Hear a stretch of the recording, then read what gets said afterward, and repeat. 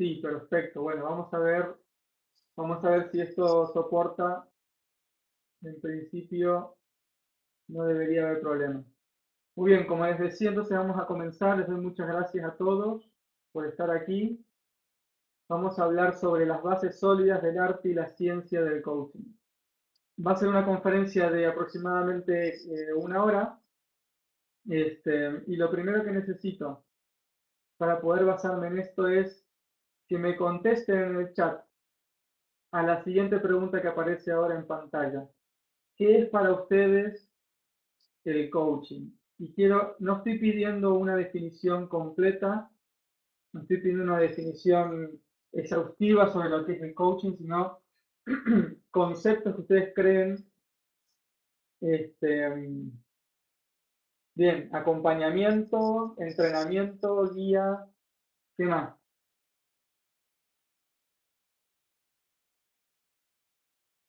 Orientar, guiar, instruir, una persona que acompaña para ayudar, tutoría, acompañamiento, soporte, motivar,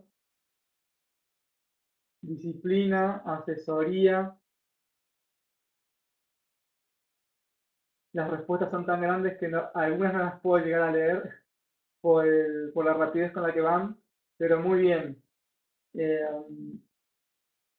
Potenciar talentos. Bien, hay una cuestión aquí. Si nosotros cogemos todas las respuestas que me estáis dando ahora, la de guía, asesoramiento, instruir, acompañamiento, entrenamiento, sacar el potencial, ayudar a descubrir, etcétera, etcétera. Prácticamente todas las propuestas que me están planteando tienen un problema. ¿Y saben cuál es ese problema? Yo creo que es, bueno, de hecho sucede prácticamente desde mi punto de vista con todas las definiciones de coaching que normalmente solemos leer tanto en los libros como en internet. Y el problema es que prácticamente ninguna de ellas llega a describir cómo. Es decir, si nosotros hablamos de motivación, hablamos de acompañamiento, hablamos de disciplina, hablamos de todos estos conceptos, un proceso transformacional. Es decir, son cosas que realmente el coaching sí consigue hacer eso en las personas que entran dentro del proceso de coaching, pero estamos describiendo qué es lo que hace el coaching y no estamos contestando a la pregunta que es fundamental, que es cómo lo hace. Es decir, si hablamos de disciplina, motivación, entrenamiento, transformación y demás, podríamos decir que la formación, la psicología, la terapia, los distintos tipos de procesos de asesoramiento, todos ellos también pueden conseguir procesos de motivación, pueden conseguir procesos de transformación, pueden conseguir procesos de instrucción, pueden conseguir procesos eh, de todas las descripciones que ustedes me están poniendo ahora en pantalla. Por lo tanto, si queremos contestar a la pregunta de qué es el coaching realmente, debemos de incluir en nuestra definición el cómo se consigue aquello. Es decir, lo que diferencia una disciplina de otra es lo que normalmente llamamos en ciencias sociales la metodología. Por lo tanto, para poder llegar a comprender cuáles son las bases sólidas del arte y la ciencia del coaching, tenemos que descubrir cuál es esa esencia que determina, que explica o que describe cómo se consigue desde el coaching algo que también se puede conseguir desde otras disciplinas de ayuda que ya existen en el mercado. Es decir, lo que va a distinguir al coaching de cualquier otro proceso de ayuda es el cómo lo hace, no lo que consigue. Podemos conseguir, de hecho, muchas veces me preguntan, bueno, pero ¿qué se puede conseguir con el coaching? Y es que realmente, y hay que entenderlo esto en su justa medida, con el coaching se puede conseguir cualquier cosa. Es decir, cualquier objetivo que una persona tenga, en principio es susceptible de poder ser conseguido con el coaching. Eh, el problema no es lo que se puede conseguir con el coaching, el tema fundamental que tenemos que tener en cuenta y discutir es cómo conseguimos aquello que nuestros clientes nos están proponiendo conseguir. En el mundo de los procesos de ayuda existen diferentes formas de ayudar a la gente a que consigan objetivos de diferentes tipos, sean materiales, sean espirituales, sean de lo que sean. Por lo tanto, para contestar esta pregunta, para contestar a la pregunta del cómo, exacto, cuál es el método o cuál es la metodología propia que define el coaching, tenemos que ir viendo algunas cuestiones. La primera es cuál es el fenómeno de estudio. Es decir, eh, para los que me conocen o han escuchado alguna vez o me han seguido en alguna, ya sea conferencia o lo que escribo, etcétera, yo siempre digo que al coaching lo podemos enmarcar dentro de lo que es la ciencia social. ¿Ok? Por lo tanto, ¿cuál sería, que nos pregunta Adriana, cuál sería el motivo del estudio en sí? Es decir, primero, ¿cuál es el fenómeno de estudio? Es decir, ¿qué es lo que nosotros, es decir, nuestra disciplina, dónde está enmarcada? En primer lugar, las personas con las que nosotros trabajamos no son, y sé que voy a decir una obviedad, pero es importante que quede claro ese concepto, no son ni plantas ni son ratas. Es decir, nosotros no entramos dentro de lo que es lo que se conoce como el método de la ciencia natural o de las ciencias naturales.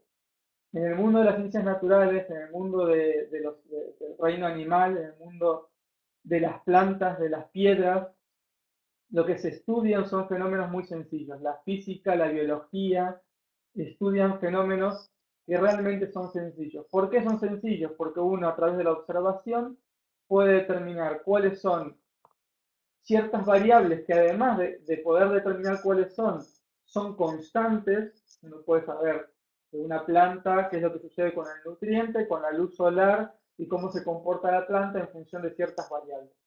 Y esas variables sabemos que son constantes y por lo tanto a través de esas variables constantes podemos sacar funciones, podemos hacer análisis incluso matemático y estadístico de ese tipo de comportamiento. Pero nosotros, nuestros fenómenos de estudio, no son ni las plantas ni los animales. Y digo esto porque en principio van a ver que este concepto, que parece como muy obvio, es realmente uno de los máximos problemas que existen hoy en día para cualquier disciplina que se enmarca dentro de lo que es la ciencia social. Nosotros somos seres humanos y ayudamos a seres humanos a conseguir objetivos o a conseguir las finalidades que ellos estén buscando en su vida. Los seres humanos nos enmarcamos dentro de lo que nosotros conocemos como la ciencia social. Y la ciencia social no es igual que la ciencia natural, o lo que es lo mismo, el método de estudio de lo que se enmarca dentro de la ciencia social es distinto a lo que se enmarca dentro de las ciencias naturales.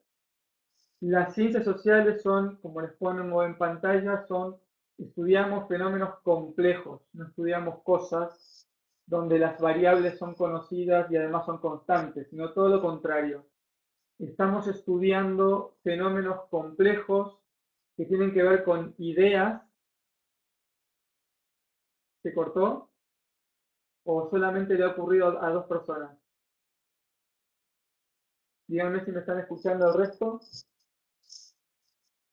Vale, perfecto. Bien, entonces, fenómenos que además tienen relaciones variables, ¿ok? Que no son constantes y que además nosotros determinamos que son genético-causales, es decir, el ser humano se enmarca en un contexto en el que su voluntad determina, genera, crea, persigue y es la causa de su propio movimiento y de su propia acción. Lo que es lo mismo, podemos enmarcar a las ciencias sociales dentro de lo que nosotros llamamos la ciencia de la acción humana o la praxeología. Este hecho es importante porque incluso en otros terrenos de la ciencia social, y esto no solamente es un problema en el coaching, en la economía, en la psicología, en la sociología, existe lo que se conoce el monismo metodológico o el cientismo, que es intentar tratar de entender o de estudiar al ser humano desde las herramientas y desde el método propio de las ciencias naturales, es decir, hacer una extrapolación y utilizar el método de la ciencia natural para entender o tratar de entender al ser humano. Por lo tanto, el fenómeno de estudio es una de las primeras cosas que tenemos que entender, que es diferente a cualquier otro fenómeno, incluso biológico, eh, propio de las ciencias naturales y que se adecua a las ciencias sociales. Es decir, cuál es el método propio del estudio de las ciencias sociales, que es donde se enmarca el proceso del coaching o la disciplina del coaching a través de la cual nosotros ayudamos a que las personas consigan sus objetivos. Una de las grandes ventajas que tiene dentro de la complejidad que hay en las ciencias sociales es que nosotros podemos conocer las causas últimas que tiene el ser humano en su vida a través de las acciones que ejerce y en la consecución de esos objetivos o finalidades que él busca. Por lo tanto, lo primero es entender esto. Esto es una cuestión, una discusión que actualmente no está resuelta.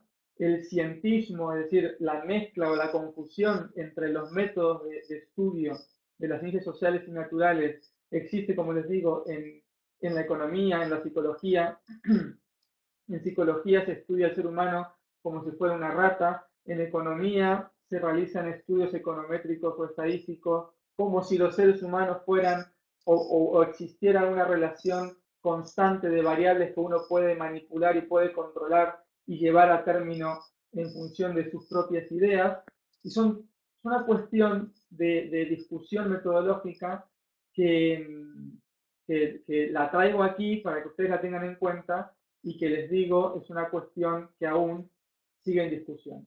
Pero bueno, entendiendo que nosotros estamos dentro del terreno de la ciencia social, hay otro aspecto que es el que tenemos que tener en cuenta, que es la naturaleza del fenómeno. Es decir, teniendo en cuenta que estamos trabajando con seres humanos, ¿cuál es o cómo es esa naturaleza humana? Evidentemente nosotros no podemos, o por lo menos yo entiendo esto, ¿no? Es decir, no podemos entender que podemos ayudar a alguien si no entendemos o si no reconocemos cuál es la esencia de su propia naturaleza, del estudio, que en este caso son los seres humanos. Uno de los aspectos, y tampoco es que este sea el único, pero es el más importante dentro de nuestra propia disciplina y que hacen al fenómeno, es nuestra naturaleza creativa. Algo que nos distingue a nosotros de cualquier otra especie y que nos distingue de una manera que ni siquiera hace falta meternos en las neuronas de un ser humano o en los análisis propiamente psicológicos para entender que la naturaleza creativa es una de las diferencias más grandes que existe en la propia naturaleza humana respecto de cualquier otro fenómeno eh, de la existencia. ¿Ok? Es decir, los seres humanos somos esencialmente creativos, somos personas que tenemos la capacidad de crear, no importa en este caso si lo hacemos, como se dice a veces en estos términos, ex novo o ex nihilo, es decir, si creamos de la nada o si simplemente observamos y descubrimos cosas que hasta ahora no nos habíamos dado cuenta o si simplemente creamos por asociación de ideas.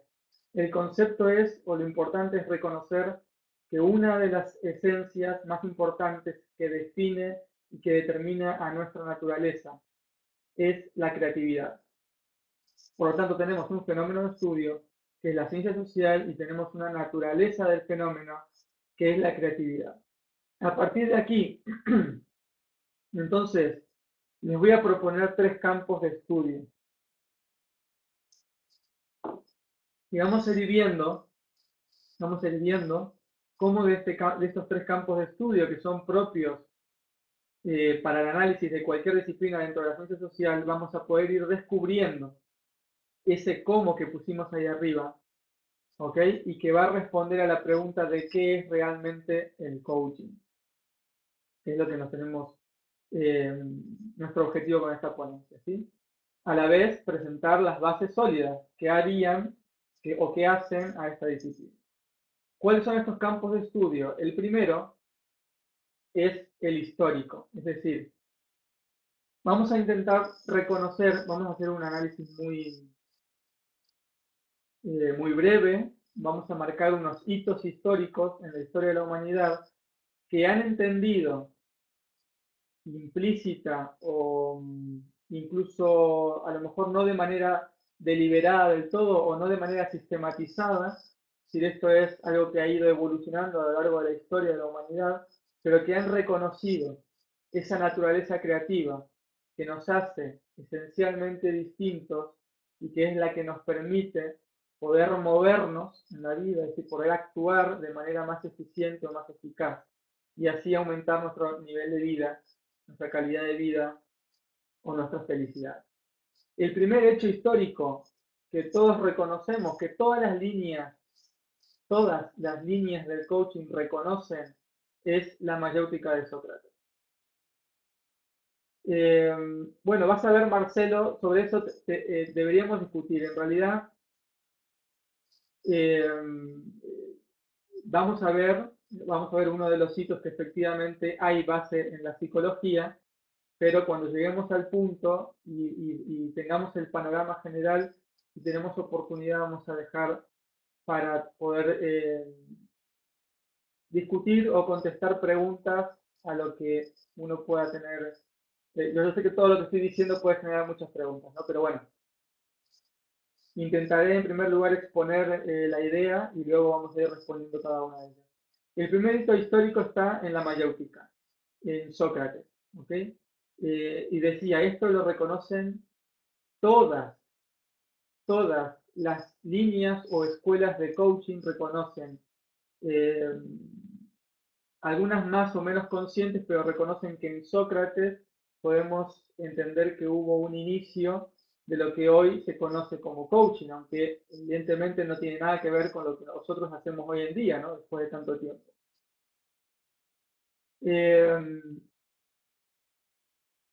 ¿Qué hacía Sócrates? Sócrates, que se dice que no era una persona muy agraciada, que caminaba por la calle, él nunca escribió nada, él practicaba lo que se conoce como la filosofía práctica, es decir, la filosofía tenía la función de ayudar a la gente a vivir mejor, a ser más felices y a ser más eficaces en sus vidas, en sus relaciones, en la polis en general. Este, y Sócrates simplemente lo que hacía era, como él comentaba acerca de la mayéutica o del arte de alumbrar las mentes de las personas como las parteras alumbran a las mujeres cuando dan a luz sus hijos.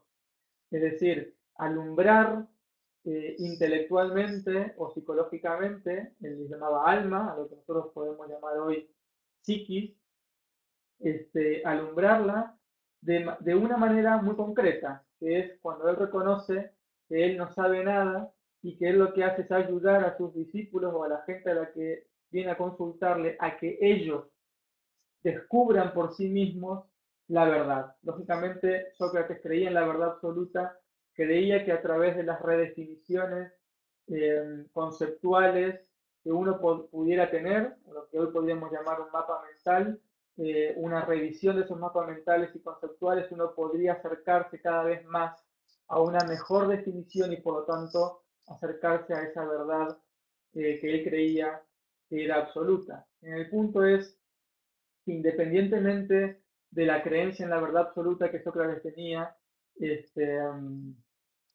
lo importante aquí es el método.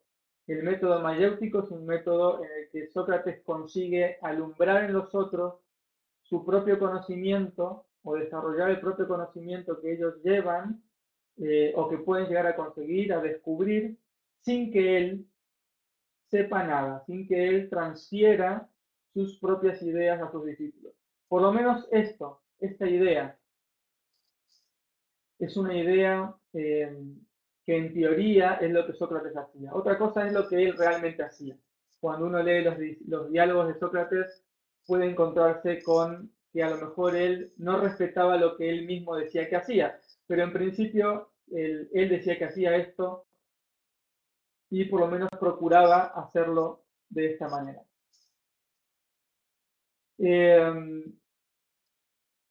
Lógicamente, no solamente Sócrates, y esto lo tengo desarrollado en mi libro y lo suelo explicar mucho en las clases y además luego practicarlo, no solamente Sócrates, sabemos que Sócrates no escribió nada, todo lo conocemos gracias a Platón.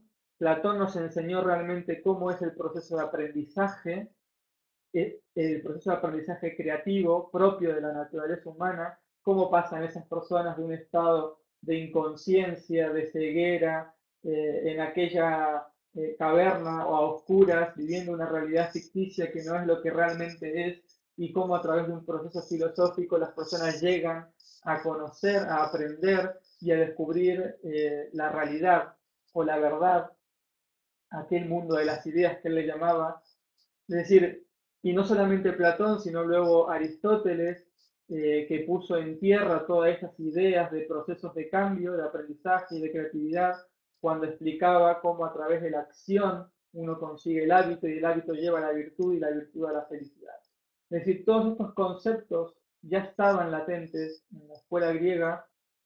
Pongo como hito a Sócrates porque él explícitamente explicaba cómo se podía alumbrar en las personas o que ellas consiguieran descubrir cuál era la verdad de las cosas, ¿no? O su verdad respecto de las relativas a la de las propias personas, a las sus propias circunstancias, ¿no? Otro hito importante, histórico, tiene que ver con la psicología humanista. Eh, la psicología humanista surgió gracias a dos campos que se han entrelazado, que son la filosofía existencialista y la fenomenología. Fíjense que la filosofía existencialista, ya hemos visto en Sócrates la idea de permitir que la persona descubra por sí misma. La filosofía existencialista también consigue esto, es decir, coloca al hombre, al individuo, ante su propia existencia y dejándola o reflexionando sobre, desde la filosofía, reflexionando sobre ese dejarlo a sí mismo al individuo frente a la existencia, ver cómo responde. Es verdad que dentro de lo que es la filosofía existencialista y luego incluso la psicología humanista, yo interpreto que hay dos maneras de entenderlo.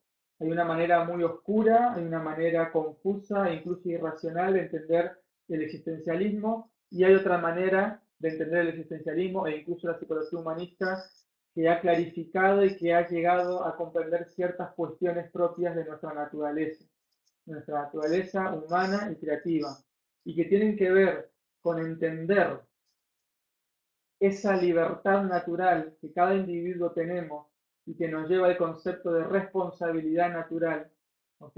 Y al concepto nuevamente de la comprensión de lo que es la conciencia y cómo a través de ella podemos darnos cuenta de cómo es la realidad.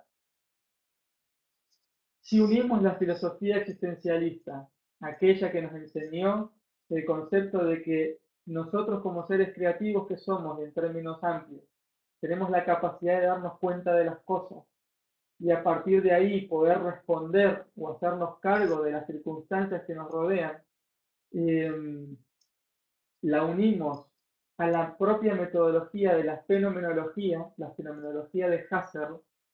La fenomenología de Husserl lo que nos enseñó es que para poder aprender la realidad y percibirla en su esencia más pura, debemos aprender a observar sin juicio, básicamente. ¿Ok? A observar sin juicio. Fíjense que siempre estamos vinculando unos conceptos que están, o sea, en lo que estamos viendo así muy rápidamente, porque eso es muy sintético, unos conceptos eh, muy relacionados. entre el permitir que la persona aprenda por sí misma, el enfrentar a la persona a sus propias circunstancias y ver cómo responde por sí misma en la filosofía existencialista, y el aprender a observar la realidad sin emitir juicio para que la esencia de las cosas se hagan claras a la mirada de la persona que está observando la realidad, la fenomenología. Sí, el concepto de la fenomenología básicamente es aprender a observar la realidad entre paréntesis, ¿ok? Es como yo observo algo, pero cuando estoy observando, dejo a un lado los juicios, dejo a un lado mi forma eh, o mis preconceptos a la hora de ver lo que estoy mirando. Si nosotros unimos la filosofía existencialista con la fenomenología, nos va a dar lugar a lo que se conoció como la psicología humanista. Dentro de la psicología humanista, que es muy amplia, lógicamente ahí tienen a la Gestalt, tienen a la logoterapia de Viktor Frankl, tienen muchísimas, digamos, muchísimas corrientes, muchísimas líneas o formas de entender cómo abordar el ayudar al otro psicológicamente desde una posición distinta a la del psicoanálisis o a la de la cognitivo-conductual. La psicología humanista dio un paso más allá y entendió al hombre como un ser completo, íntegro, en el que se debe de respetar aquellos principios propios de la filosofía existencialista. Respetar, es decir, el respeto irrestricto de la conciencia del ser humano para que ésta pueda expandir, pueda desarrollarse, pueda potenciarse, o lo que es lo mismo, desarrollar su capacidad creativa y potenciar esas capacidades que todos los seres humanos llevamos de manera innata en nuestro interior. Decía, dentro de la psicología humanista hay un hito, un referente que para mí es Carl Rogers claramente. Carl Rogers desarrolló lo que él llamó en principio la terapia no directiva.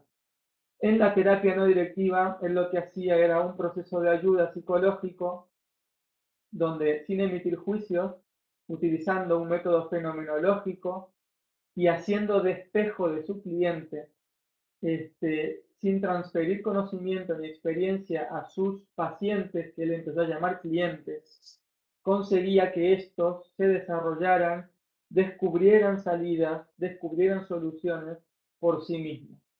Por lo tanto, dentro de la psicología, si hay un hito, un referente que hace o que une a lo que habíamos hablado sobre la mayéutica en Sócrates, ese es Carl Rogers. Y no es psicoanálisis. El psicoanálisis precisamente implica un análisis. ¿Ok?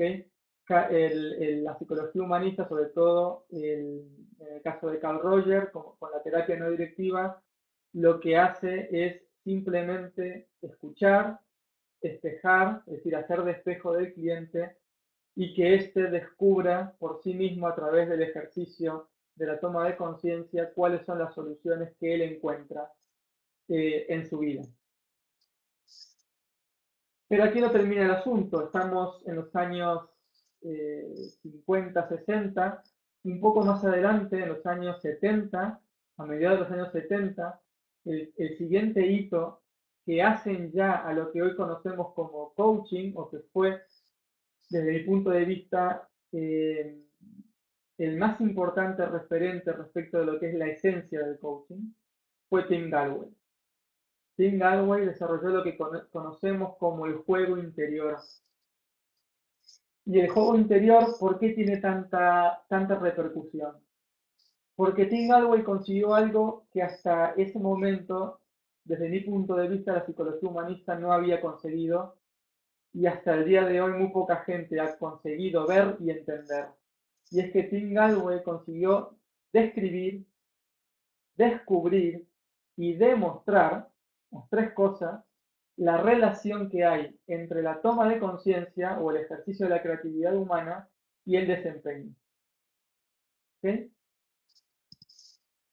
Lo vuelvo a repetir, Tim Gallwey fue la primera persona que pudo no solamente describir, sino además descubrir y demostrar empíricamente y de manera muy clara y muy simple la relación que hay entre la toma de conciencia o el ejercicio de la creatividad humana y la mejora del desempeño. Algo que ya decía Sócrates, algo que ya habían visto muchos psicólogos humanistas o en el movimiento humanista, pero que empíricamente consiguió demostrarse sin ningún lugar a dudas cuando Tim Gallwey lo aplica en el deporte y principalmente en el tenis. Luego él desarrolló toda una serie de libros donde el juego interior se aplica en el esquí, se aplica en diferentes deportes y disciplinas, en el trabajo, etcétera, etcétera.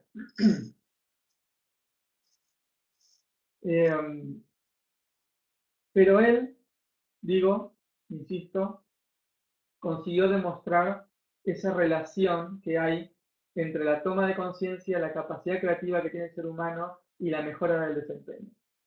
Tengan en cuenta que tanto la mayéutica, eh, la psicología humanista, el juego interior, son todos, hay un punto común en todos ellos, luego lo vamos a ver, pero siempre fue rechazado. Siempre a lo largo de la historia de la humanidad, el concepto de la esencial naturaleza creativa que el ser humano posee de manera innata y que uno puede desarrollar para aumentar su calidad de vida, siempre ha sido rechazado por la academia, siempre ha sido rechazado como anticientífico, siempre ha sido puesto en duda, siempre se ha hablado de que es simplemente una forma bonita de entender o de querer entender al ser humano, y nunca se le ha dado mayor importancia. Hasta el día de hoy, la psicología humanista tiene muy poca cabida en las universidades cuando uno aprende psicología. No podemos decir lo mismo respecto de la mayor importancia que se le da cada vez más a todo lo que tiene que ver con lo cognitivo-conductual y ni que hablar al psicoanálisis. Ahora bien, eso es una cuestión de psicología, es decir, nosotros ahora no vamos a hablar de psicología, simplemente estoy mostrando unos aspectos, pero el punto es este.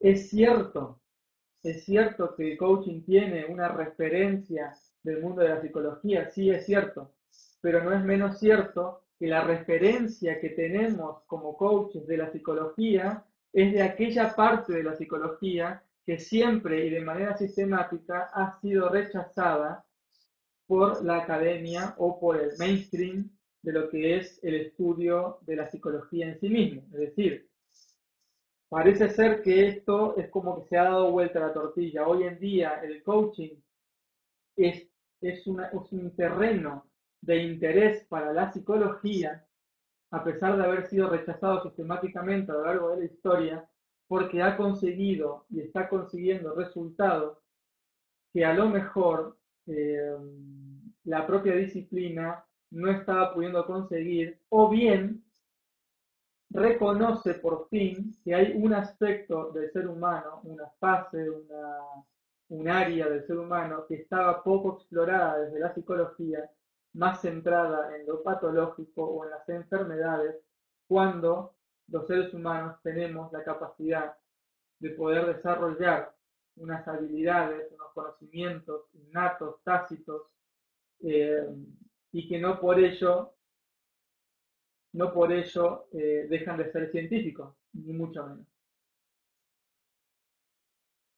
La psicología positiva no es más que una forma distinta de hablar de la psicología humanista. ¿Okay? Lo que pasó que el término humanista es, como les decía antes, trae mucha confusión y por lo tanto eh, hay gente que no le gusta el término y trataron de buscarle otro. Psicología positiva es una forma de hablar más de lo mismo. Bien, entonces, dentro de la tradición histórica que estamos viendo simplemente unos pocos hitos, esto está más desarrollado en mi libro, El arte y ciencia del coaching, las primeras 140 páginas del libro, vamos a ir descubriendo históricamente estos aspectos que hacen a qué? A descubrir que hay un punto común denominador en estas tres grandes hitos, Sócrates, Carl Rogers y Tim Gallwey, que tienen que ver con, con haber comprendido esa naturaleza creativa del ser humano y tratar de sistematizar un método que ayude a que, es decir, que nos ayude al ayudador a poder ayudar a nuestros clientes a que potencien esa capacidad tácita o ese conocimiento tácito o esa naturaleza creativa que poseen para ser más felices o simplemente desempeñarse mejor en la vida o en el trabajo o en lo que sea. Pero este marco histórico que acabo de describir, bueno, a partir de Tim Gallwey, los discípulos de Tim Gallwey ya son más conocidos por ustedes como John Whitmore, hay otros menos conocidos como Graham Alexander o Alan Fine, que curiosamente yo no entiendo por qué nadie los menciona nunca, nunca se los cita, pero tienen libros que son espectaculares, incluso superiores a los del propio John Whitmore. Yo les recomiendo el Super Coaching de Graham Alexander o el libro de Alan Fine. Están en inglés, pero eh, son excelentes libros que rescatan, por haber sido discípulos de Tim Gallwey, toda esta esencia de lo que estamos comentando. Una vez que Tim Gallwey consiguió demostrar esto en el deporte, no se tardó mucho en que John Whitmore lo aplicara en la empresa y por lo tanto se lo reconozca más a John Whitmore que a otras personas. Sí, yo repito lo que haga falta. Lo que digo es, no sé, lo último que dije es que hay ciertos discípulos de Tim Gallwey que llevaron o extendieron. Los libros son Super Coaching de Graham Alexander y el libro de Alan Fine. Estoy tratando de verlo, a ver si lo tengo por aquí, porque ahora el libro de Alan Fine no lo recuerdo, pero bueno, luego se los envío o se los hacemos llegar, no hay ningún problema.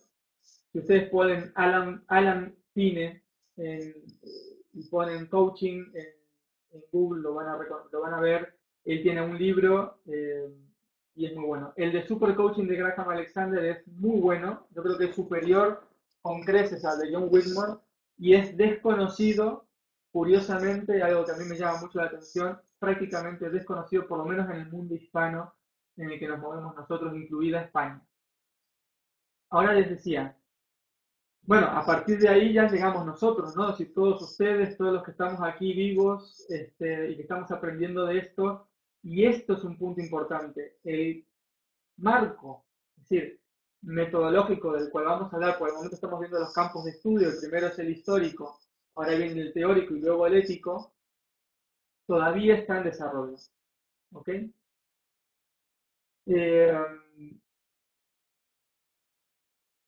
entonces, ese marco a ese marco, digamos, ese reconocimiento, esa tradición. Fíjense que estamos hablando de que el coaching no fue inventado por Tim Gallwey, no fue inventado por una persona, no fue un americano que se levantó una noche y dijo, se me ha ocurrido inventar el coaching.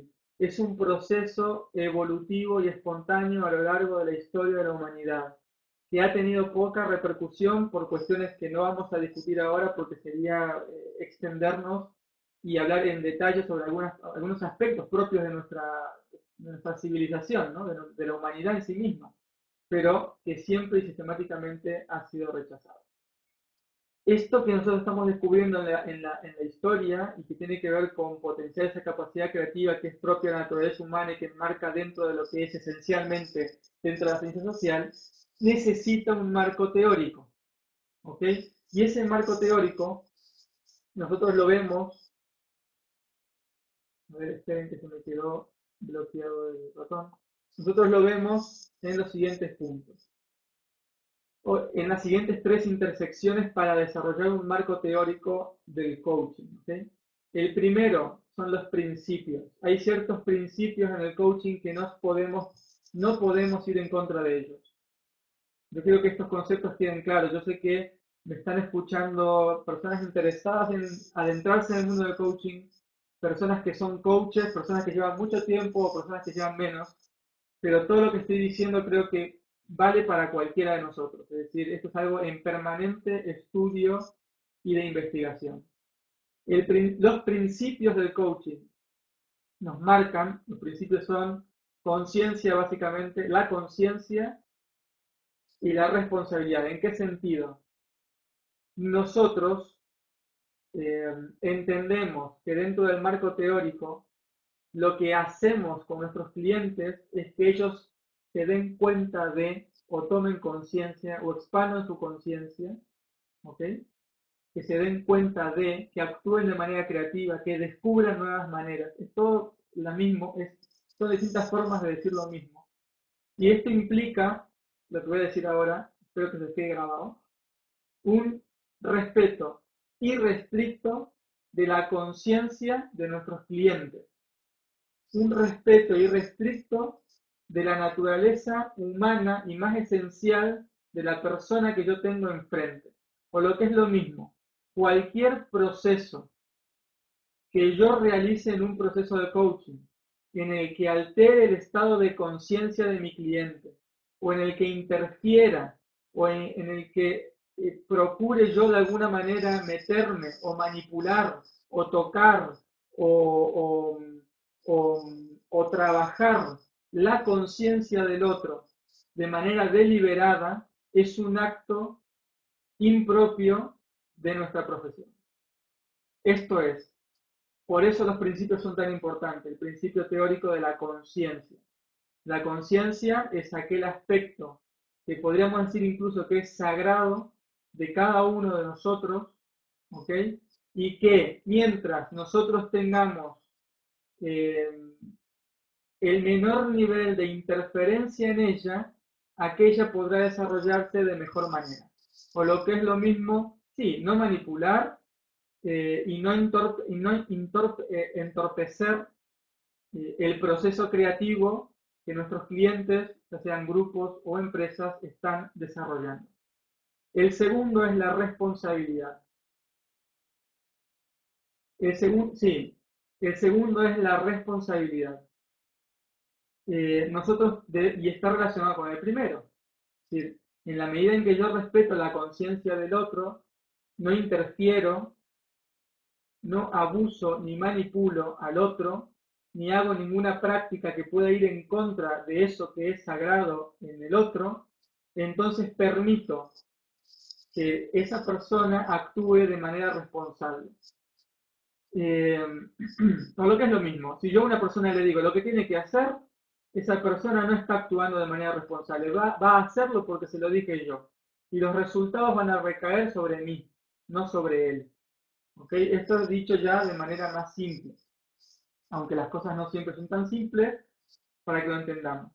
El concepto de responsabilidad implica permitir que esa persona, así como nos enseñó la filosofía existencialista, se encuentra a sí misma frente a sus propias circunstancias, descubra cuál es la mejor manera de comportarse o enfrentarse a ella, y nosotros respetar esos caminos, esas opciones, esos descubrimientos. Si esto lo conseguimos, entonces vamos a conseguir el tercer principio, que es que esa persona aumente su autoconfianza o su autocreencia en sí mismo, no en el coach.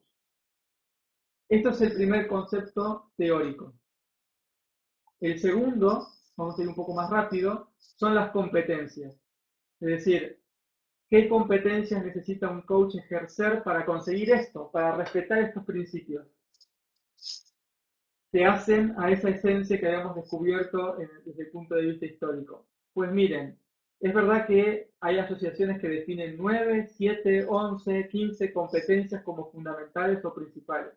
Yo les digo, hay solo tres competencias que un coach tiene que dominar, y si no las domina bien, no va a llegar a ser un buen coach jamás.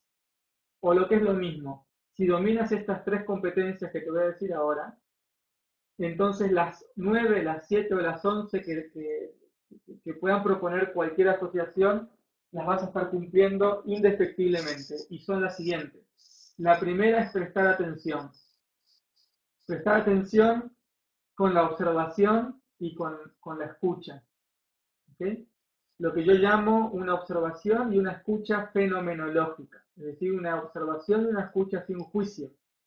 Pero esto nosotros, desde mi punto de vista, la observación y la escucha es lo mismo, es prestar atención simplemente con el oído o con la vista. La segunda es hacer de espejo del cliente, es decir, devolverle su propia mirada, no la mía, no la mía. el coach, o sea, nosotros no estamos para decirle al cliente cómo nosotros vemos su realidad. Estamos para ayudarle a él a verse de una mejor manera. Y a partir de ahí, que él descubra y decida cómo quiere moverse. Por lo tanto, tengo que hacer de espejo. Mientras ese espejo sea más fiel, el cliente conseguirá mayor toma de conciencia sobre sí mismo. Parafraseando, sintetizando, eh, parafraseando, básicamente, y sintetizando. Pero no, espera. El parafraseo no es exactamente, es decir, normalmente aquí no nos tenemos que meter en detalle. Si el parafraseo, tal y como lo entendemos nosotros, como se entiende normalmente, no. Si no es el parafraseo de decir lo mismo que el otro está diciendo, pero con otras palabras, sino incluso ser espejo fiel con las mismas palabras del cliente, devolver exactamente tratando de ser lo más fiel posible a lo que el cliente me está diciendo. Síntesis y recapitulación. Eh, bien, bueno, vamos a dejarlo aquí por el momento. Esa es la segunda. La tercera, habíamos dicho la primera, prestar atención, la segunda, escuchar de manera fenomenológica y observar de manera fenomenológica. Eh, y la tercera y última, que muchos lo ponen como la primera, es preguntar. Yo sé que todo el mundo dice que los coaches hacemos preguntas, pero insisto en este concepto, lo último que hacemos los coaches es preguntar, ¿ok? Lo último que hacemos los coaches es preguntar. ¿Por qué? Porque en la medida, y esta es la relación, en la medida en que la escucha y la observación sean fenomenológicas, yo voy a poder espejar al cliente de manera fiel. Y mientras más fiel yo sea el espejo, las preguntas que haga van a estar mucho más enfocadas y van a ser mucho más eficientes. No podemos hacer preguntas poderosas, como le llaman normalmente, sin pasar por las otras dos anteriores. Y por último, este marco teórico lo vamos a completar. Esperen que se me bloqueó nuevamente el botón. Lo vamos a completar con el modelo, lo que normalmente se conoce como el modelo Grow. El modelo Grow, en realidad, lo explico normalmente, no es un modelo. El modelo Grow es una descripción científica de la realidad humana respecto de las personas que consiguen objetivos. Yo sé que muchos conocen el modelo Grow. El modelo Grow es un acrónimo que hace referencia a la G de goal, objetivos, R realidad, O opciones y W de acción o de camino. Bien, déjenme decirles que desde la praxeología, desde aquella cuestión genético-causal de la que hablamos al principio sobre las ciencias sociales, podemos determinar los siguientes verdades. Escuchen bien, verdades universales o verdades absolutas que se cumplen en todo tiempo y lugar, independientemente de si estamos haciéndole coaching a un chino en la China o a un peruano en Perú o a un español en España. Y es que, número uno, todos los seres humanos nos movemos por objetivos. No hay ningún ser humano que no se mueva por objetivos. Esto es una realidad innegable.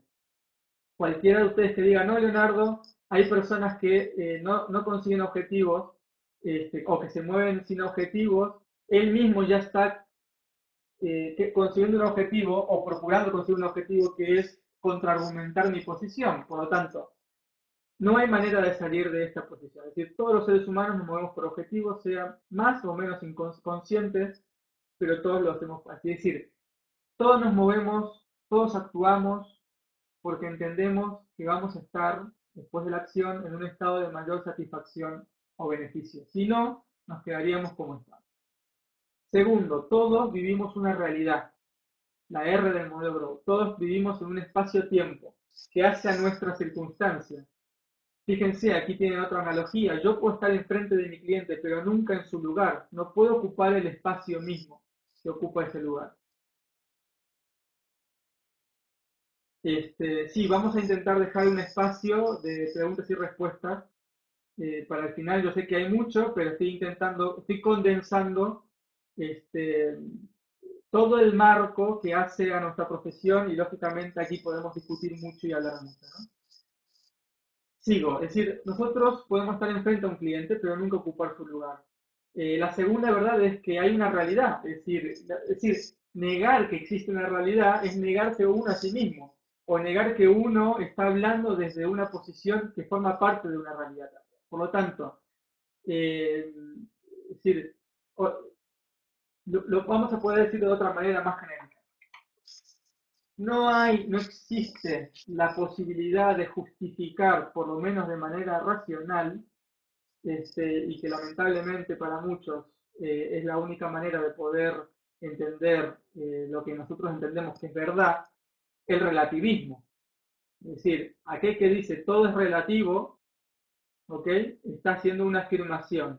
Por lo tanto, se está contradiciendo a sí mismo, porque esa afirmación, si es relativa en sí misma, entonces decir que todo es relativo no tiene ninguna relevancia.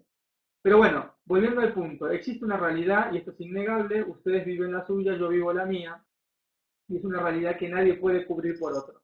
Una realidad única e irrepetible. Yo ocupo un espacio y un tiempo que ninguna otra persona puede ocupar. Esa es la R. Tercero, perdón. La tercera verdad absoluta universal que se cumple en todo tiempo y lugar es que todos, siempre, los seres humanos tenemos opciones. Siempre. No existe un ser humano que no tenga opciones. Siempre, como mínimo, digo yo, hay dos. Como mínimo. Pero como somos seres creativos, con esa capacidad creativa, podemos descubrir o crear infinidad de opciones frente a las circunstancias que vivimos. ¿Por qué es innegable esto? Porque al final todos elegimos dentro de esas opciones o variables que tenemos qué camino decidimos emprender. Y la última, la W, la acción, la W sería way o will, que sería como el camino y la voluntad, eh, nos viene a determinar que, en primer lugar, todos actuamos y todos actuamos en base a los objetivos que nosotros tenemos en mente, ya digo, sean más o menos conscientes, este, y bueno, y todo lo hacemos a través del ejercicio de nuestra propia voluntad, es decir, de nuestro yo o nuestro ego, llámenle como quieran. Por lo tanto, si todos perseguimos siempre, si todo lo que hacemos lo hacemos porque entendemos que vamos a estar en un estado de mayor satisfacción o beneficio, y a partir de ahí descubrimos o creamos opciones y entonces elegimos una de esas opciones, inmediatamente estamos dentro del concepto de responsabilidad que hablábamos antes y tomamos un plan de acción. No hay nada en esta vida que nosotros hagamos que podamos, digamos de alguna manera, achacar la responsabilidad en otro que no sea en nosotros mismos. Esta realidad que acabo de describir es una realidad científica, se puede describir de manera más extensa eh, desde la praxeología. Eh, es una descripción del modelo Grow. John Wilmore, cuando creó el modelo Grow, no lo creó evidentemente desde esta visión de la praxeología, pero, como les digo, nosotros seguimos sistematizando aquello que se ha descubierto y que hoy se conoce como coaching y que deberíamos de seguir procurando desarrollar. Por lo tanto, el marco teórico queda enmarcado, y ya voy terminando la conferencia, queda enmarcado en la intersección entre el respeto de los principios, el ejercicio de las competencias y el utilizar el modelo Grow tanto en las conversaciones de reflexión que tenemos con nuestros clientes como en los procesos de seguimiento de todo el proceso en sí mismo. Si se fijan, hay un punto celeste como punto nuclear de intersección entre el marco histórico y teórico, que es nuclear en los dos. ¿Okay? Y ahora vamos a ver el punto ético. Luego vamos a hacer más énfasis en aquello. El punto ético es muy fácil. Déjenme contarles un concepto, es decir, todo esto que acabamos de ver, la esencia del permitir que las personas descubran por sí mismos los caminos que le van a llevar a un estado de mayor satisfacción, beneficio, felicidad, a través del ejercicio creativo de su propia naturaleza.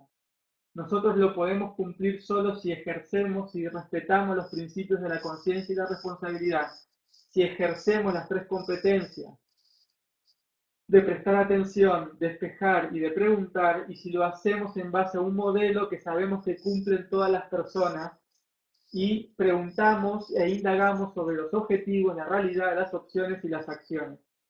¿Por qué? Porque eso es un marco sólido para nuestra actividad, sin necesidad de entrar en un terreno que no se puede comprobar si lo que estamos haciendo está bien o está mal. En este caso sí que podemos.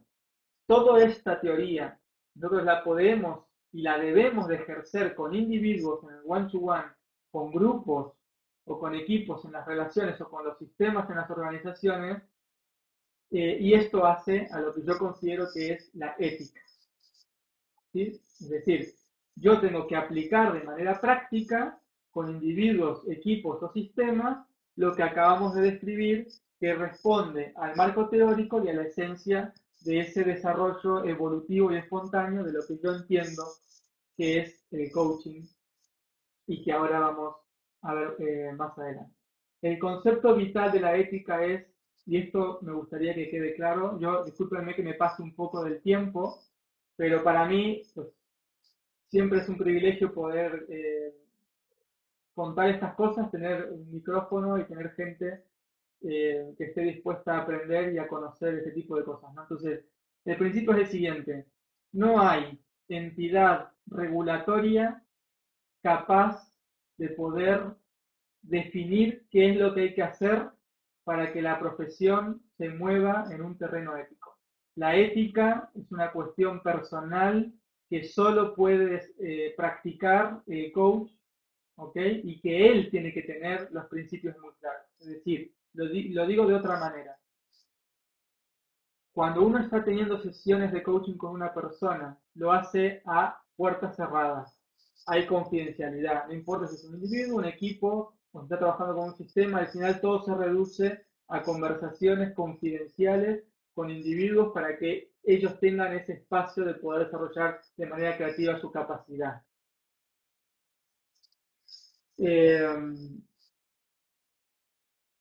Bien, disculpen que me interrumpí leyendo el chat. A puertas cerradas, un coach puede hacer cualquier barbaridad, ¿ok? Y no hay manera de regular esas barbaridades, porque, como dije antes, aquello que es esencial y fundamental y que es sagrado en el ser humano y que es su conciencia, es fácilmente eh, eh,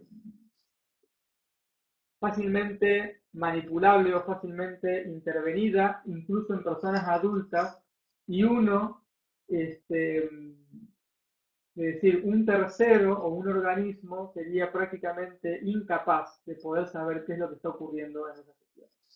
O influenciable, sí. El punto es, la ética es una cuestión de vital importancia porque solamente respetando estos principios que acabo de hablar, de explicar aquí, nosotros vamos a responder a lo que yo entiendo y finalmente podemos responder a la pregunta de cuál es la esencia que hace al coaching. Ustedes la ven aquí, esperen porque no sé cómo se acaba. Que tiene que ver con la identidad esencial. Hemos hablado del fenómeno, estamos dentro de un fenómeno dentro de la ciencia social, hemos hablado de la naturaleza de ese fenómeno que es esencialmente creativa, hemos visto los campos de estudio que tenemos que indagar o investigar y conocer y dominar, que es el histórico, el teórico y el ético, y hemos hablado del marco metodológico que involucra esa esencia, que de la cual vamos a ahora ya ponerle nombre, la intersección teórica entre los principios de la competencia del modelo y la práctica. Y la esencia final de todo esto es lo que yo llamo el arte de la no directividad. Es decir, ¿qué es realmente el coaching? Realmente el coaching es esencialmente y fundamental o principalmente un proceso no directivo.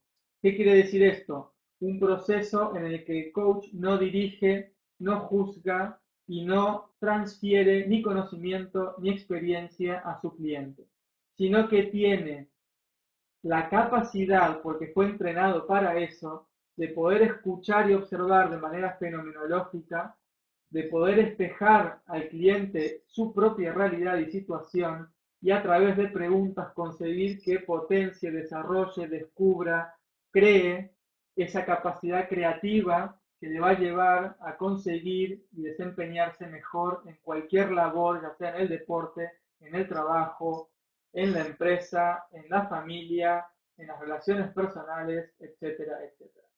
Por lo tanto, si volvemos a la pregunta inicial que le hicimos, que yo hice cuando pregunté que me digan qué es el coaching y hablábamos de motivación, de instrucción, de acompañamiento, de transformación, etcétera. Bien, todo eso puede ser válido siempre y cuando todo eso se consiga de manera no directiva. En el momento en el que el coach abandona la no directividad, lógicamente eso es una cuestión de grados, ¿ok?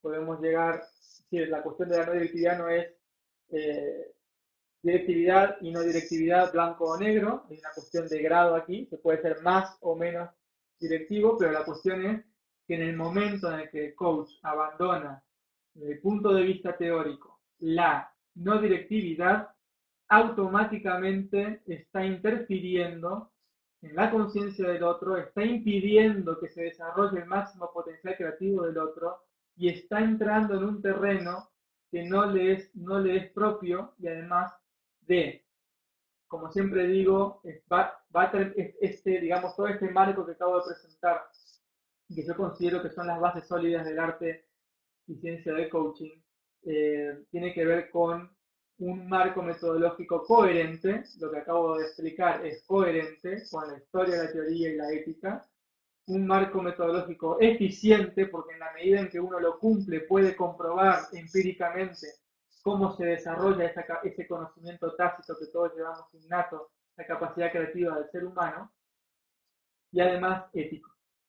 O lo que es lo mismo, ir en contra de la no directividad implica incoherencia en nuestra disciplina, ineficiencia, porque en mayor o menor medida vas a dejar de que el otro descubra por sí mismo, vas a mermar su responsabilidad y su autocreencia, y luego se pueden llegar a cometer actos absolutamente inmorales con nuestros clientes que terminan haciéndole mucho más daño que el beneficio que nosotros pretendíamos conseguir con el proceso. Esto es todo lo que tenía para comentar. Si quieren, dejamos, si están dispuestos, yo sé que me he excedido del tiempo, aunque también, bueno, me he quedado fuera y hemos empezado un poco más tarde, ¿no? Por lo tanto, si les parece, vamos a contestar algunas preguntas si es que tengo suficiente tiempo. ¿Cómo puedo abandonar esa directiva si soy jefe de ventas? Bueno, Arturo, si eres jefe de ventas, no debes abandonar la directividad. Fíjense que yo estoy hablando del coaching y de coaches, no de directores de ventas. Si lo que tú quieres, Arturo, es aplicar técnicas de coaching para la venta o para el desarrollo del equipo de venta, lo puedes hacer, pero un director de venta necesariamente tiene que ser directivo. Es una buena pregunta lo que me estás haciendo porque quiero aclarar una cuestión. Eh, la no directividad, desde mi punto de vista y el marco que acabo de presentar, es el marco metodológico que hace el fundamento de la disciplina de coaching. No es una filosofía de vida, ¿ok? Yo nunca he dicho y nunca diré y no estoy, o sea, no estoy de acuerdo en que la no directividad se transforme en una filosofía de vida para todo en la vida. Creo que los seres humanos necesitamos eh, los juicios, necesitamos juzgar, necesitamos ser directivos en muchos aspectos y necesitamos transferir conocimiento, como lo estoy haciendo yo ahora, en muchos aspectos, y esto hace también al desarrollo de la civilización y del ser humano. Pero, eso es una cuestión. La otra cuestión es qué hacemos nosotros, cuál es nuestro marco, cuál es nuestro fundamento y en qué tenemos que desarrollarnos para poder llegar a ser buenos coaches y potenciar esa capacidad, esa naturaleza creativa que todos poseen. Muy bien, bueno, muchas gracias. Estoy leyendo aquí que comentarios. Me alegra mucho que les haya gustado. Es una síntesis simplemente del marco metodológico de lo que venimos enseñando hace tiempo. Tengan en cuenta que esto para los principiantes lleva tiempo, mucho tiempo, y nos puede llevar años dominar eh, correctamente todo lo que acabo de exponer, pero me alegra que les haya parecido una buena presentación. Lógicamente, si no nos da tiempo ahora, porque bueno, tampoco es la idea, por el poco tiempo que tenemos, este, a través de Business Coaching School pueden hacer llegar vuestras preguntas o dudas o lo que sea. Sé que están preguntando por libros, la presentación la van a tener. La presentación ya la tiene Business Coaching School, se las van a enviar, eso no hay ningún problema. Pero además de eso, bueno, hay más conferencias que están grabadas, que tienen acceso libre, y si quieren más información a través de Business Coaching School, las hacen llegar y yo estaré dispuesto a dárselas sin ningún inconveniente. Ya les digo que para mí es un placer y transmitir todo esto.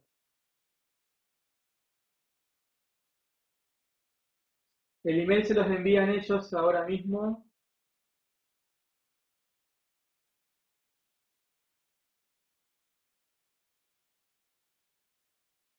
De nada, muchas gracias a ustedes también por haber escuchado el monólogo. Gracias, Luis.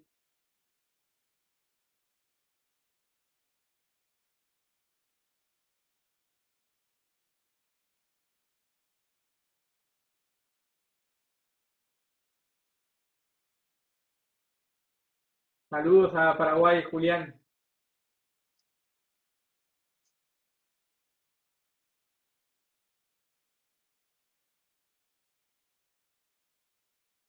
Veo que están todos representados aquí, hay un montón de países, Venezuela, Ecuador, México.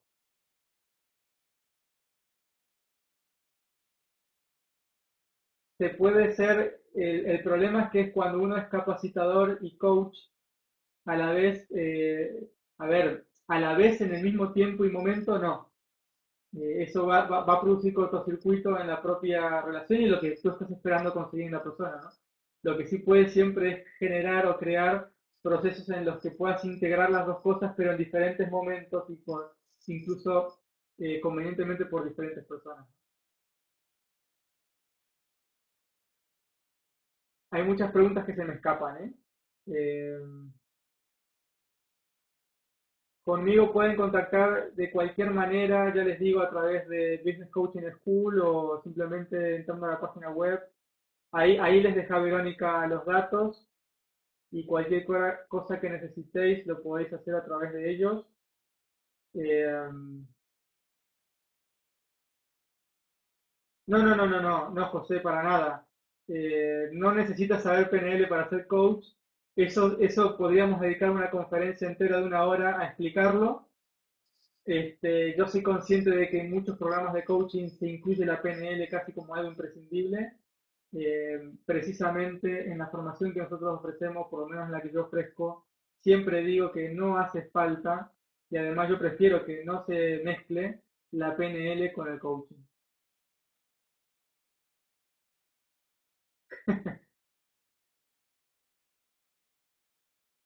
A ver, la PNL en algún punto a lo mejor te puede ayudar, este, pero si uno entiende lo que yo acabo de explicar y sabe desarrollarlo y expresarlo, es decir, entrenar a una persona en esto que acabo de explicar, tú te has dado cuenta que yo la PNL no la he nombrado, no hace falta. El tiempo que necesitas para ser coach este, es una pregunta un poco complicada. Es decir, lo que es la formación en sí misma, vas a ver que vas a ver programas de 9 meses, de un año, de 2 años, de 3 años. Lo que es la formación en sí, ahora, si la formación, digamos, formal, ¿no? de cursada y de estudios, etcétera. Eso dependerá de cada escuela. Y ya lo que es la formación en sí misma para tú dedicarte a esto, yo creo que es bastante más larga. Totalmente. Hay todo un área de coaching educativo en el que se está aplicando, y además es todo un área de investigación porque hubo movimientos así propios de la psicología humanista que ya se han aplicado en la formación o en la educación no directiva.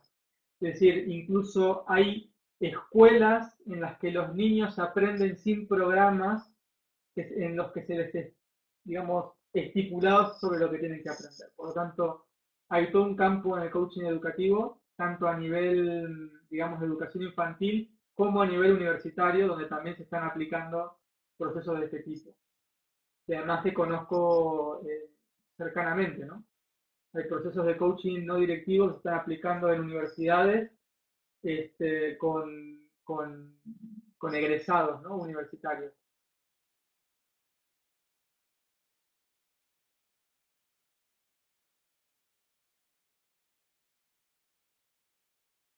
Tengo varias preguntas aquí.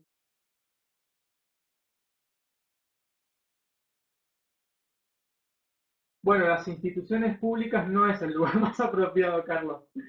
Este, eso no quiere decir que uno no, o sea, que no se pueda, o sea, que uno no pueda entrenarse en ellas, ¿no? Pero desde ya que no es el lugar más apropiado. El lugar más apropiado, lógicamente, es con empresas privadas, con particulares.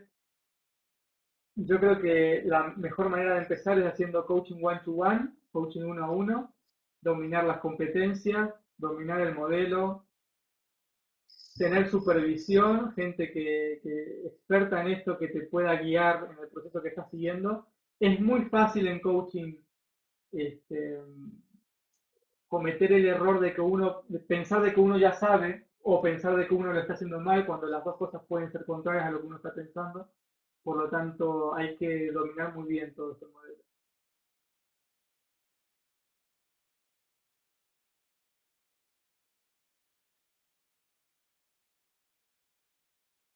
Es que la filosofía práctica, Francisco, yo creo que es prima hermana del coaching en realidad.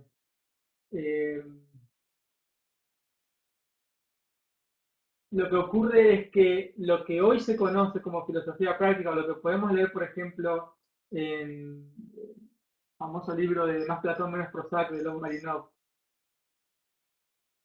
no es lo mismo que el coaching porque de alguna manera ahí hay un marco, es decir, hay una visión a través del cual se asiste a la persona, ¿no?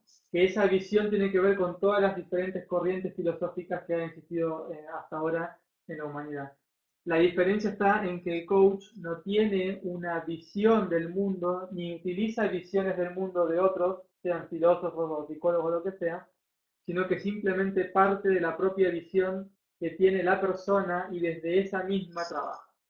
Lo podríamos hablar más tiempo, pero esa, digamos, sería para mí la principal diferencia entre, digamos, los asesores filosóficos que hacen a la filosofía práctica y los coaches.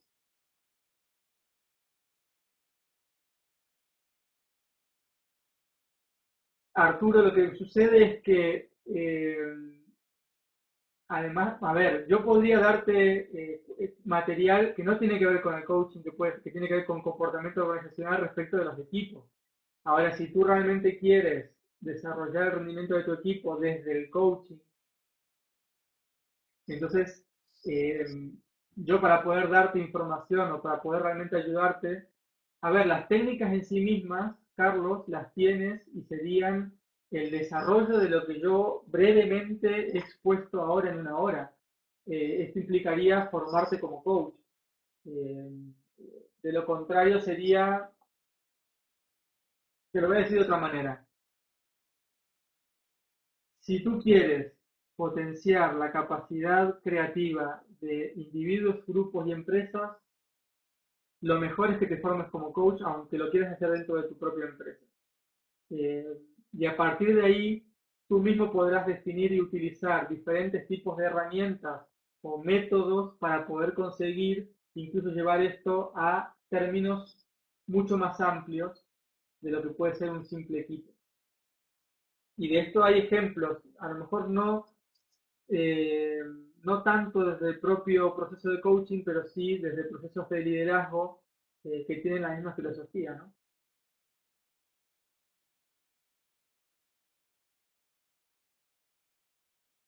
Es que en realidad, Johnny, si uno cumple con lo que debe hacer como coach, no vas a caer en aspectos o recaer en aspectos psicológicos. Es decir, fíjate, no lo he comentado, pero tampoco era la intención en esta conferencia, pero nosotros no somos psicólogos ni hacemos psicología desde el punto de vista, digamos, eh, de ayuda de los propios procesos psicológicos, ¿no? Este, yo separo tajantemente el coaching de la psicología, eh, pero esto requeriría otra hora, por lo menos para explicar la diferencia entre el coaching y la psicología, y la relación también. Sí, psicología es muy amplio, ¿no?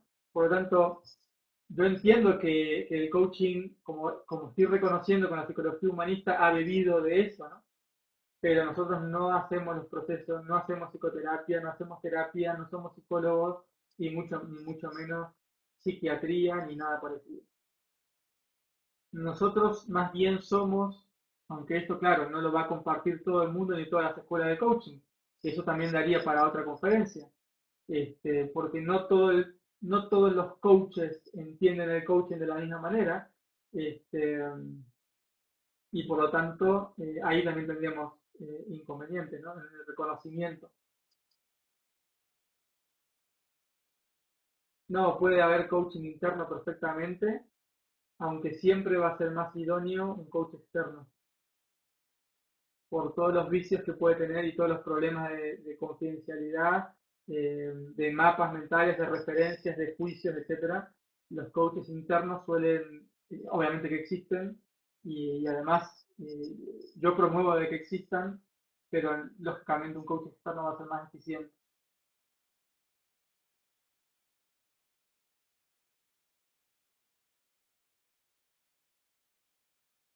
Cuando hay un aprendizaje técnico, Ana, lo suyo es utilizar la transferencia, es decir, si hay un conocimiento técnico transferible y articulable, es decir, que yo puedo escribir un papel, que puedo dar o que puedo transmitir, entonces lo mejor no es usar el coaching, lo mejor es usar la formación, el asesoramiento, sí, transfiere, no hay problema, si es un conocimiento técnico, dale la técnica. El punto, el punto es, fíjense, los grandes tenistas se diferencian muy poco en la técnica. Los grandes empresarios, si tú quieres, se diferencian muy poco respecto del conocimiento que tienen sobre lo que es administrar una empresa. Eh, y así con cualquier cosa, es decir, la técnica es algo que, o sea, o el conocimiento técnico humano se puede transferir, se puede aprender, se puede asimilar. Pero lo que va a diferenciar a una empresa de su competidor, lo que va a diferenciar a un equipo de otro, lo que va a diferenciar a una persona de otra, es su capacidad creativa para desarrollar o para llegar más allá de la técnica.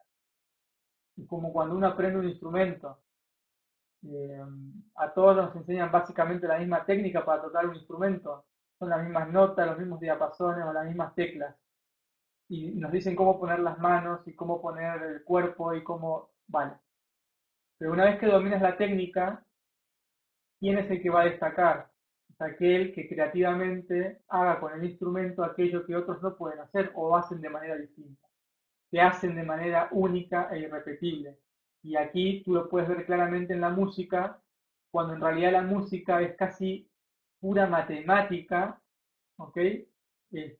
Donde lo que hace la diferencia no es la ecuación matemática al tocar las diferentes octavas, acordes y escalas, sino la capacidad creativa que el músico tiene para sacar de ese instrumento algo que otros no están pudiendo o no han podido.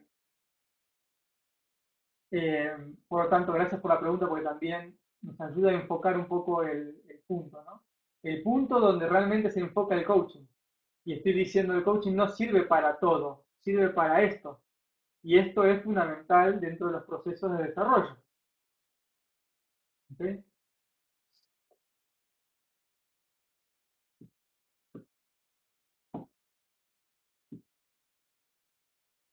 La indagación es lo último que hace luego de la observación y la escucha. Ese, digamos, sería la relación secuencial más directa y más clara. Yo primero te observo, te estoy escuchando, mientras te escucho, te devuelvo lo que tú me estás diciendo, y en la medida en que tú vas hablando, mientras yo te voy devolviendo, a mí me das la pauta de dónde tengo que preguntar.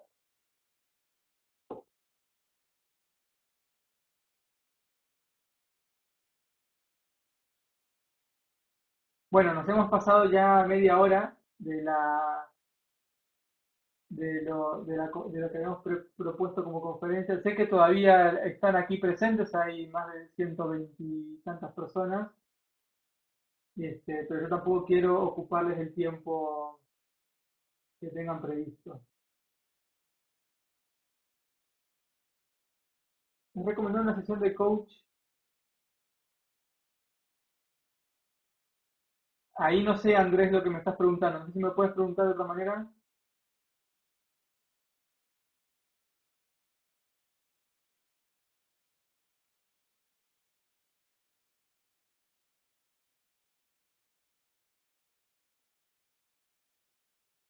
Ah, dices de poner música como fondo. Este, a ver, la verdad que nunca, este, yo siempre digo lo siguiente. Lógicamente hay cuestiones del ambiente que uno no puede controlar, ¿no? Es decir, poner sillas y mesas es casi como inevitable. Uno no va a poner una habitación en donde no haya nada. Pero de ahí a cargar el ambiente con cuestiones que yo considero que pueden ser beneficiosas, yo lo veo relativamente eh, ineficiente, en el sentido de que, como siempre digo, si el cliente Si el cliente quiere escuchar música mientras tú haces la sesión, adelante. Como si el cliente quiere hacer el pino, la vertical o mirar el techo, adelante. Es decir, el cliente es el protagonista y él decide cómo quiere hacer las cosas. ¿Ok? Ahora, si mi protagonismo me va a decir qué música poner, dónde sentarlo, cómo ponerlo, bueno, todo eso ya implica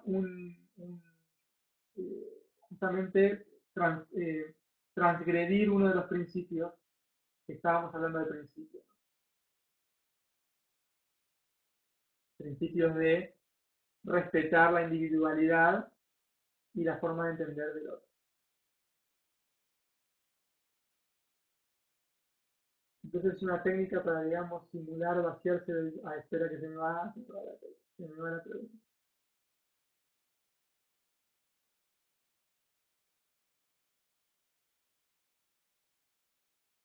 Es Fabricio, el coaching es un proceso no directivo, esencialmente creativo, que praxiológico en el que la persona a través de la reflexión consigue descubrir nuevas formas, medios o caminos para conseguir sus fines y por lo tanto ser más eficiente, más eficaz o más feliz.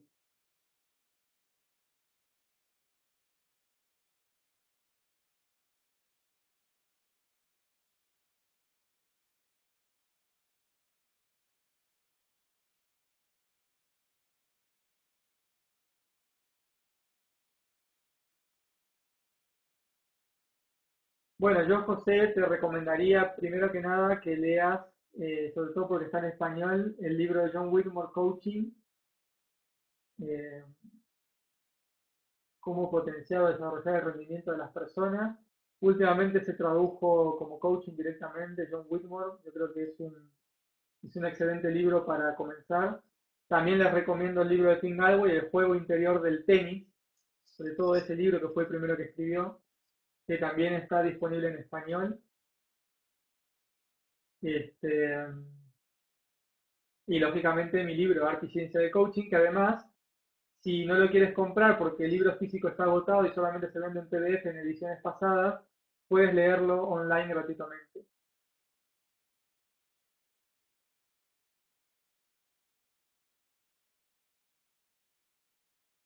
El coaching es susceptible de transformarse en una simple técnica o herramienta es susceptible de transformarse en una herramienta o técnica para utilizar con tus propios empleados. ¿Ok?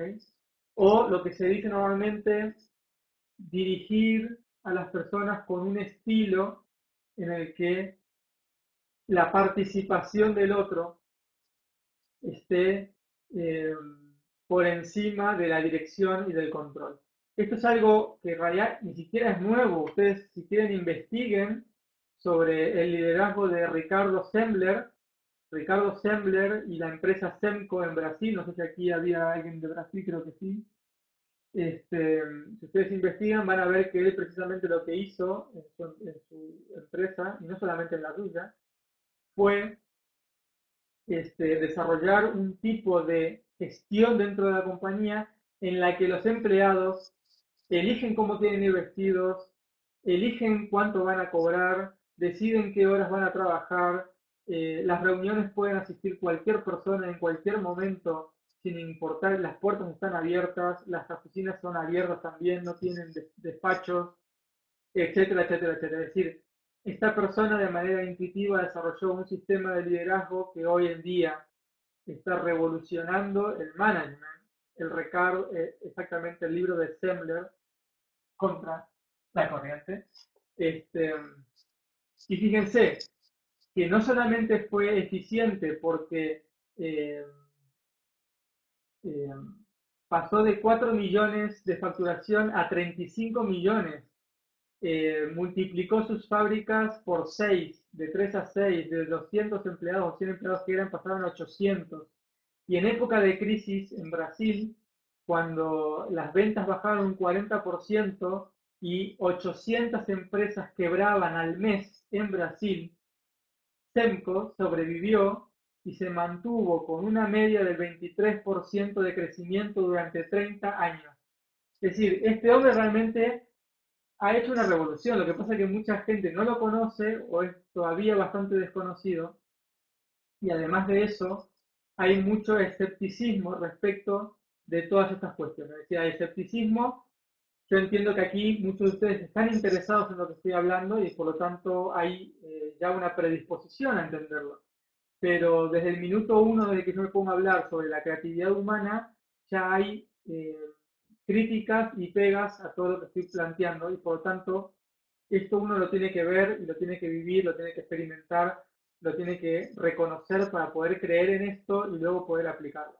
Este hombre lo aplicó, y no estoy hablando que haya aplicado coaching necesariamente, sino un estilo de liderazgo excesivamente participativo, él les llama democrático dentro de la organización, en la que son los empleados los que deciden cuál es el rumbo de la compañía, al punto de que él, siendo el accionista mayor de la compañía, abandonó, es decir, no hay CEO, ¿ok?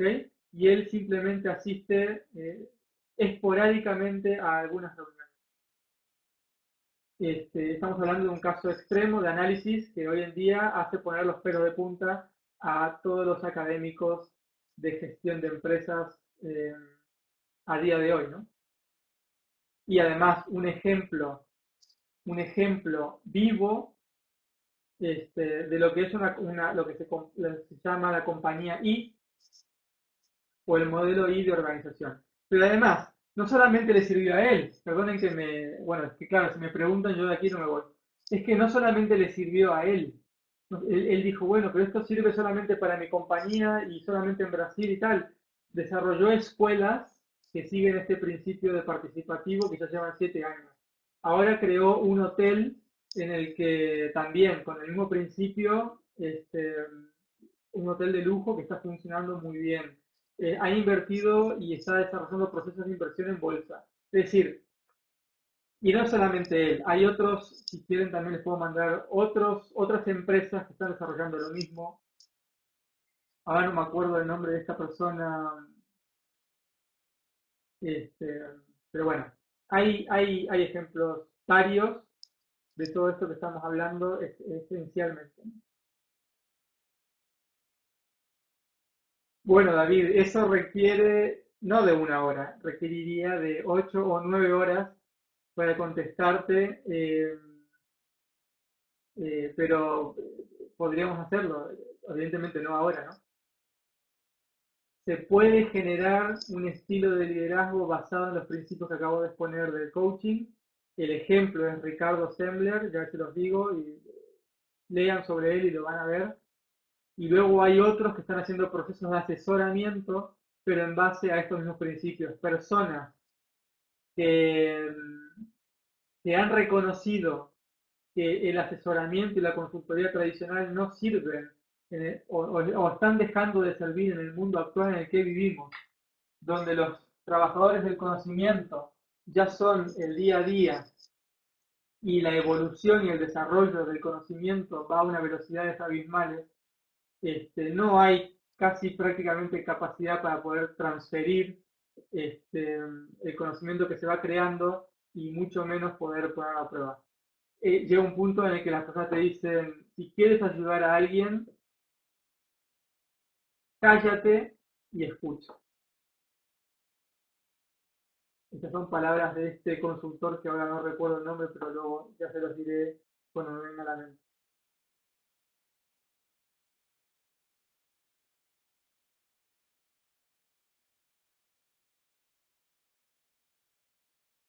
Sí, Fabricio, no es fácil porque es contra natura, digamos, ¿no? Es contra, sí, pero esto ya vendría, o sea, aquí ya nos estaremos extendiendo a un concepto que había dicho que había que explicar, simplemente lo explico ahora de manera muy breve, ¿ok? A nosotros en la sociedad se nos ha educado de una manera en la que se nos ha considerado como si fuéramos recipientes vacíos a los que hay que meterle el conocimiento. Hemos ido pasando de generación en generación donde lo único importante era transferirle al otro lo que yo aprendí. Eh, a los niños le hacemos eso en el colegio, en la universidad, en la empresa, en todos lados. Entonces, se ha potenciado mucho ese aspecto del conocimiento de la civilización humana, que es realmente muy importante, y se ha descuidado otro, que es el conocimiento tácito. Entonces, como sociedad y como personas no estamos acostumbradas a desarrollar este tipo de habilidades para desarrollar este tipo de conocimiento. Pero la buena noticia es que esto se entrena y precisamente para eso están los cursos de coaching, esto se entrena y además se puede entrenar bien y la gente sabe aprendiendo a hacerlo. Este, y bueno, y a partir de ahí, eh, yo creo que hay todo un mundo de posibilidades de aplicación y de desarrollo de todo esto que estamos hablando. Y claramente, como dice Cooper, no sé si lo mencioné bien tu nombre, hay una confusión, claro. Hay una confusión y también yo reconozco que hay diferentes visiones respecto de lo que es el coaching que se están vendiendo y ofreciendo en el mercado. Y bueno, aquí ya sería otra cuestión importante que yo siempre creo imprescindible, es el debate abierto entre diferentes líneas o escuelas de coaching donde se puedan exponer, así como yo expongo este marco que ustedes ven aquí, donde explico cómo y por qué y cuál es la esencia del coaching, pues haya otros que digan, bueno, no, mira, yo creo que esto es distinto, esto es así, es de otra manera. Yo no creo en la no directividad, yo creo que un coach incluso puede seguir siendo coach transfiriendo conocimiento y experiencia. Bueno, será cuestión de que exponga su punto de vista y que se pueda discutir, ver, comprobar, estudiar, etcétera. Claro, ¿por qué Cooper? Porque estamos acostumbrados a eso. Entonces, cuando una persona pide ayuda, está acostumbrada a que el ayudador le diga lo que tiene que hacer, o le dé su punto de vista, o le ayuda a interpretar, Sí, estamos acostumbrados a eso. Es muy difícil salir de esa inercia. Pero en el momento en el que consigue salir de esa inercia, en el momento en el que es precisamente parte del gran aprendizaje que se puede producir con un proceso de coaching. Yo tengo aquí, fíjate, una cita que además la tengo enmarcada, la publiqué en Facebook hace poco. Con esto ya le podemos dar fin a la sesión de hoy. ¿Quieres un consejo? Deja de pedir consejos. Un error propio tiene más valor que un acierto ajeno. ¿Ok? Y ahí debajo pone acertar sin aprender, que es recibir el consejo de otro, te ayuda a cometer, ayuda entre comillas, a cometer mayores errores. Muy bien, muchas gracias. Ha sido un placer para mí, nos hemos extendido bastante más de la cuenta de lo que teníamos previsto. Por mí ha sido un placer, no hay ningún problema, yo me quedaría aquí hasta cualquier hora, pero tengan en cuenta que aquí en Madrid son las 2:47 de la madrugada y que yo también necesito dormir.